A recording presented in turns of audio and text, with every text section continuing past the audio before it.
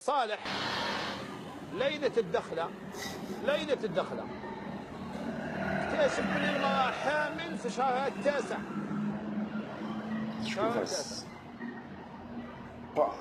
قالت له يا ولي الله اسطوني، قالت له راني كنت مخبية على مالية، ما كانوش فايقين، انا غلطت راني تايبة ونادمة ولدت له ليلة الدخلة. لا حول ولا قوة إلا بالله. عاونها ولدت. كان صالح وصدقها، يعني فيما قالت صدقها في حلفة له تايبة ونادمة، صدقها قالها والله لن أفرق بينك وبين ولدك، هكذا قال والله لن أفرق بينك وبين ولدك. السلام عليكم يا الخوة. كيما شفتوا هذا الشيخ شمس الدين اللي المفروض قبل ما يروي قصة ولا يحكي كش حاجة المفروض يراجع نفسه ويتحقق منها ويتأكد منها ويتأكد باللي رانا عايشين في القرن ال21، باللي رانا في القرن ال21.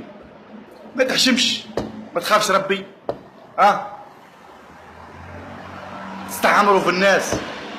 من بعد كي يخرج واحد ملحد ولا واحد من طائفة واحدة أخرى يتمسخر بالإسلام ويضحك على المسلمين، تزعفوا ويغيظكم الحال. وجايبين واحد كيما هذا حاطينه في قناة يروي في أشياء لا أساس لها، خرافات في خرافات. وقال لك أسيدي وليلة الدخلة اكتشف باللي هي حامل في شهرها التاسع. شوف أسيدي في شهرها التاسع هذيك رجها ما بانت ما والو، ما فاقوا بها دارهم ما والو. والناس اللي عقدوا بيناتهم ولا تزوجوا بلا عقد. إلا تزوجوا بلا عقد قول لي باللي تزوجوا بلا عقد. هاو بيتجاهلونا محمد، خاف مولاك، راك كبير. من شروط الزواج يا سيدي القاضي والوالي والشهود، حتى واحد فيهم ما فاق بها باللي كرشها راهي خارجه وراهي في شهرها التاسع، وقال لك في ليله الدخله ولدت. انت ما تعرفش باللي الوحده كي تكون حامل، انا مانيش نحكم على دروك على وحده اغتصبوها ولا غلطت ولا وتزوجت، الله يسهل، كل واحد الله يسهل عليه. بصح في الفقه الاسلامي يقول لك حتى تضع الحمل تاعها تزوج بها.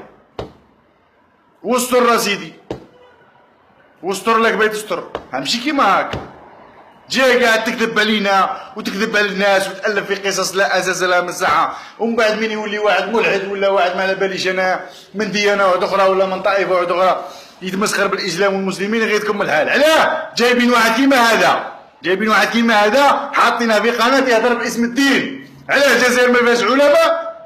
الجزائر فيها العلماء ومليئه بالمشايخ وما شاء الله. جايبين لي واحد كيما هذا النهار ويخرف على الغاشي ويكذب عليهم. احشم رايك يا محمد.